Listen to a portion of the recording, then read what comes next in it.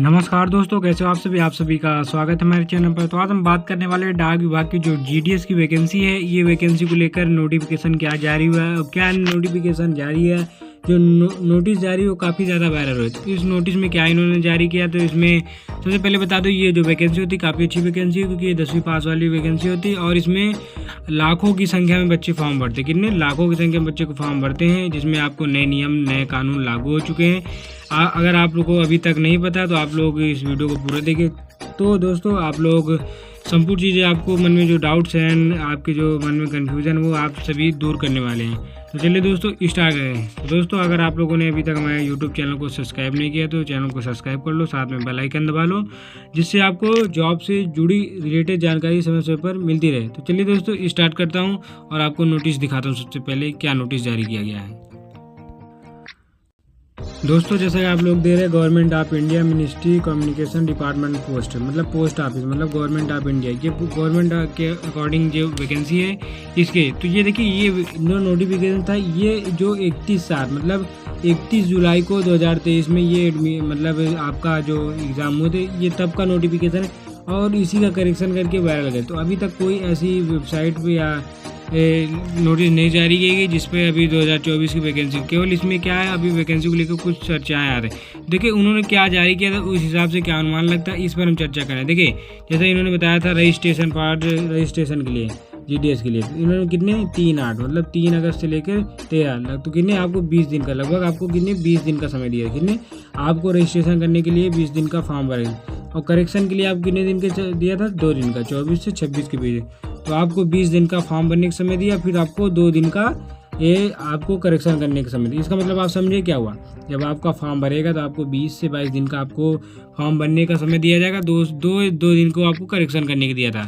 अब इन्होंने कैटेगरी जो बताया था, तो बीपीएम के लिए और एबीपीएम और डाक सेवक के लिए इन्होंने सैलरी प्रोसेस क्या बताया था, 12,000 से 29,000 था, और डाक सेवक के लिए 10,000 से 24,000 था। तो इन्होंने मतलब इस प्रकार जो नोटिस जारी किया था, इन्होंने इतना बताया था। उसके बाद इन्होंने बताया था कि आप कौन कौन से फॉर्म, देखो फॉर्म भरने के लिए आपको बताया, बीपीएम के लिए आप मतलब किसी भी सीएससी से जाकर आप फॉर्म भर सकते हैं, जहाँ पे आपको सभी सुविधाएं उपलब्ध हो, या मोबाइल से भर सकते हैं तो आप वहाँ से भी भर सकते हैं। इन्होंने इस चीज़ को लेकर बताया। इंतजार में इन्होंने बताया था कि अगर आपके 10th में तो मतलब 50% मार्क, मतलब 10वीं में अगर आपके 50% नंबर है तब आप फॉर्म भर सकते हैं। तो ये जो वैकेंसी थी, ये आपको इन्होंने बताया था, आपकी एज लिमिट 18 से 40 होती है। जो आपका फील्ड, इन्होंने कोई भी मतलब आपको जो एक्स्ट्रा एज रिलेक्शन देता है, इन्होंने कोई रिलेक्शन नहीं दिया था। आपकी जो एज लिमिट है वो 18 से 40 ही रहने वाली हो। तो इन्होंने रिलेक्शन की जो बात की थी, इस बार चांसेस है कि देंगे। तो इन्होंने जो बताया था, देखिए एसटी/एससी के लिए 5 साल की दी थी, ओबीसी के लिए 3 वर्ष की, ईडब्ल्यूएस के लिए कोई नहीं, पीडब्ल्यूडी की 10 वर्ष की होती है, और फिर एसटी/एससी होते हैं उनको 3-5 जुड़ जाते हैं। तो एज रिलेक्शन तो इस प्रकार इन्होंने बताया था। अब उसके अगर हम आगे बात करेंगे इसकी क्वालिफिकेशन, देखिए 10th बताया था, 10वीं पास, और साथ में आप जहाँ करोगे शायद सर्टिफिकेट होगा, वहाँ के उन्होंने क्या बताया था, नेम ऑफ लोकल लैंग्वेज, आपको वहाँ की लोकल लैंग्वेज आनी चाहिए, वहाँ की लोकल लैंग्वेज, वहाँ की स्थानीय भाषा क्या आपको वो आनी चाहिए। तो अदर क्वालिफिकेशन आपकी क्या बताया था, नॉलेज आपके पास कोई कंप्यूटराइज होना चाहिए, आप साइकिलिंग करने का आपका नॉलेज होना चाहिए, आपको जो होता है एडुकेट होता है मीन, मतलब आपको व्यवहार चीज़ें करनी चाहिए। और बात इन्होंने एसटी/एससी की जो कैटेगरी थी, इनके लिए जो बताया था, देखिए ये जो वैकेंसी बताया था, मतलब ये डिपार्टमेंट क्या होता है, अलग अलग चीज़ें अलग अलग वेबसाइट ऊपर, इसकी जो ऑफिशियल वेबसाइट आप उसी पे जाके फॉर्म भरिए तो आपका ज़्यादा बेटर रहेगा।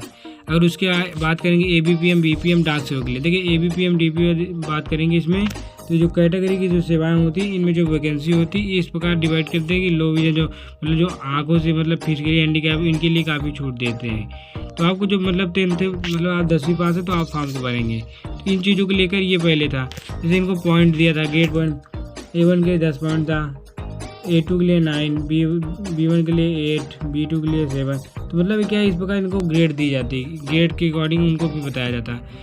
फिर इन्होंने बताया था मतलब it is the carry that the candidate are not required convert is point grade marks and the required mention grades points only when fill online, मतलब जब एप्लीकेशन फॉर्म भरते तब ये ग्रेड आपको फिल नहीं, ये ग्रेड अपने आप इनके विभाग द्वारा जारी किया जाता है। तो इन्होंने मतलब इस प्रकार ये सब चीज़ें कराते हुए इन जो चीज़ों को बताया था। अब आगे चलेंगे, जो मतलब इन्होंने क्या कैसे कराया था, तो लगभग आपको कितने दिन का समय लिया था, इन पर चीज़ों पर हम चर्चा भी करेंगे। देखिए फॉर्म भरने के लिए आपको जो इन चीज़ों को बताया था, तो सबसे पहले आपको जो एप्लीकेशन फॉर्म है आपको कुछ ऐसा मिलेगा, तो आप इन चीज़ों को अच्छे ढंग से भरेंगे। उसके बाद आपको वन डिक्लेरेशन इन्होंने बता दिया, तो मतलब आपको इसी प्रकार का नोटिफिकेशन जारी होगा, लेकिन अभी तक कोई नोटिफिकेशन जारी नहीं हुआ। अब पेमेंट की बात करेंगे, 100 रुपये फीस होगी, पहली बार भी थी, इस बार भी 100 रुपये फीस होगी। तो आपका फ़ोटो सिग्नेचर आपके जो PDF में होने चाहिए, इसके 50 KB 100 KB 20 KB पे होना चाहिए। अब आगे बात करेंगे इस पर, तो क्या दिया है इन्होंने नोटिस में, तो इस प्रकार आप सभी चीज़ें नोटिस में देख सकते हैं। अब बात करेंगे इस बार का जो नोटिफिकेशन जारी किया इसमें क्या बताया गया, तो चलिए देखिए अब बताते हैं क्या इन्होंने अपडेट दिया, इस अपडेट के बारे में आपको समझाते हैं। तो दोस्तों जैसा कि आप लोग देख रहे हैं पोस्ट ऑफिस रिक्वायरमेंट 2024 नोटिफिकेशन, इसके जो नोटिफिकेशन PDF था मैंने आपको PDF दिखा दिया। अब बात करेंगे इन्होंने क्या इसमें अपडेट दिया। देखिए अपडेट को बता 2024 जो वैकेंसी है आपकी किसकी स्टेट में, देखिए ये स्टेट के लिए देखिए तमिलनाडु, महाराष्ट्र, पंजाब, वेस्ट बंगाल, राजस्थान, UP, मध्य प्रदेश, गुजरात, बिहार, असम के लिए जो MTS की वैकेंसी और GDS की वैकेंसी। अब बात करेंगे MTS GDS में अंतर है, हाँ तो बिल्कुल अंतर है, क्योंकि बहुत से क्वेश्चन होते हैं। तो आपको इस प्रकार वेबसाइट दिखेगी, आपको यहाँ से सभी चीज़ें देख सकते हैं, अपनी स्टेट की सभी चीज़ें देख सकते हैं, रजिस्ट्रेशन भी कर सकते हैं, आप यहाँ से सब कुछ कर सकते हैं। तो जी देखिए GDS जो होती है ग्रामीण डाक सेवा है, MTS जो मल्टी टास्क ग्राहक सेवा को क्या होता है, चीज़ों को बांटना होता है, MTS को ऑफिस वर्क करना होता है। अब इसके आगे बात की इन्होंने क्या देखिए, इन्होंने बताया जो वैकेंसी है काफ़ी ज़्यादा वैकेंसी, पोस्ट नंबर आपकी जो होगी 85 से 60 वैकेंसी, 50 से 60 नंबर आपका होगा। ये वैकेंसी आपकी 98,000 होगी, एक 54,000 होगी, एक आपकी 35,000। तो इतनी आपकी वैकेंसी जो अपडेट दिया है, इस प्रकार की इन्होंने बताया कि इतनी वैकेंसी की भर्ती ली जाएगी। अब नोटिफिकेशन जो आपका लास्ट वीक मतलब अप्रैल में बताया था अप्रैल, तो ये अप्रैल जो था इसका लास्ट अप्रैल में ये नोटिफिकेशन तैयार हुआ, मई में रिलीज़ किया। तो ऑल स्टेट के लिए सभी चीज़ों के लिए कुछ वैकेंसी कुछ होती है, कुछ पर्सनल स्टेट के लिए होते हैं, लेकिन आपकी जो 98,000 होगी ऑल इंडिया जॉब होगी। अब बात करें सिलेक्शन प्रोसेस का, क्या जो ऑफिशियल वेबसाइट पे जो इन्होंने मेल लिस्ट जारी करेंगे वहाँ से एप्लीकेशन का तरीका कौन सा ऑनलाइन किया है। ऐप लिंक आपको ये आपकी वेबसाइट है, आप लोग टेलीग्राम चैनल से भी आपको जो है डिस्क्रिप्शन बॉक्स में मिल जाएगा, वहाँ से भी आप कर सकते हैं।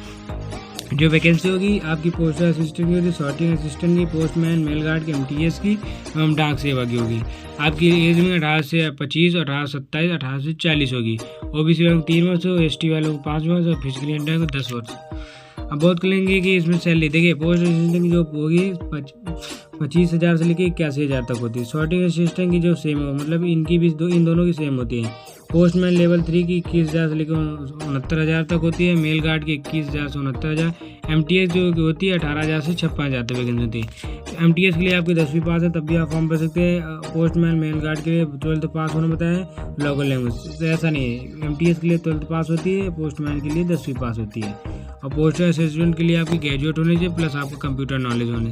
सिलेक्शन प्रोसेस आपका क्या कट ऑफ होगी, उसके बाद आपका डॉक्यूमेंट वेरिफिकेशन होगा एंड मेडिकल एग्जामिनेशन होगा, मतलब आपको मेडिकल लिया जाए उसके बाद आप फॉर्म भी आ जाए। आपको वेबसाइट जो बता दें, आप वेबसाइट पर भी जाकर सभी चीज़ें देख सकते हैं, पढ़ सकते हैं। और इसकी जो स्टार्टिंग डेट है वो लगभग बताया था इन्होंने, मतलब लास्ट में ही बताया इन्होंने, लास्ट में बताया कि लास्ट मई तक फॉर्म भरना स्टार्ट भी हो सकता है, क्योंकि 20 मई के बाद 20 से मई तक आपकी चुनाव हो सकते हैं और वैकेंसी हो जाती है। MTS के लिए 10वीं पास और पोस्टमैन के लिए 12th पास, तो आपकी 10वीं पास 12वीं पास है तो आप फॉर्म भर सकते हैं। तो अगर आप आगे इन चीज़ों को बात करें तो देखिए आपकी जो वैकेंसी थी काफ़ी अच्छी वैकेंसी थी, तो आपको इन चीज़ों को बता दें। आपकी एज लिमिट 18 से 40 है तो आप फॉर्म भर सकते हैं।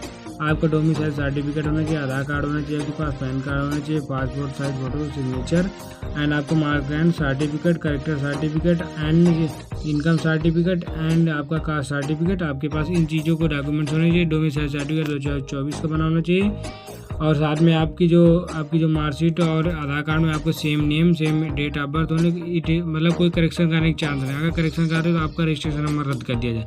तो आप उन सभी चीज़ों में रखते हो, अभी आपके डॉक्यूमेंट्स पूरी तरह से कंप्लीट तैयार कर लेना है। दोस्तों जानकारी कैसे लगी, ऐसी जानकारी के लिए चैनल को सब्सक्राइब करें और साथ में बेल आइकन दबाएं और ये वीडियो अपने दोस्तों को भी शेयर करें, जिससे उनको भी GDS का जो नोटिफिकेशन है वो चीज़ें पता चल सके। और आप लोग वैकेंसी का बिल्कुल बेसब्री से इंतजार करें, वैकेंसी बहुत जल्दी स्टार्ट होने वाली, क्योंकि इन्होंने बताया कि लास्ट मई तक भी स्टार्ट हो सकती है। तो चलिए मिलते हैं अपने नेक्स्ट वीडियो में, तब तक सभी भाइयों को राम राम।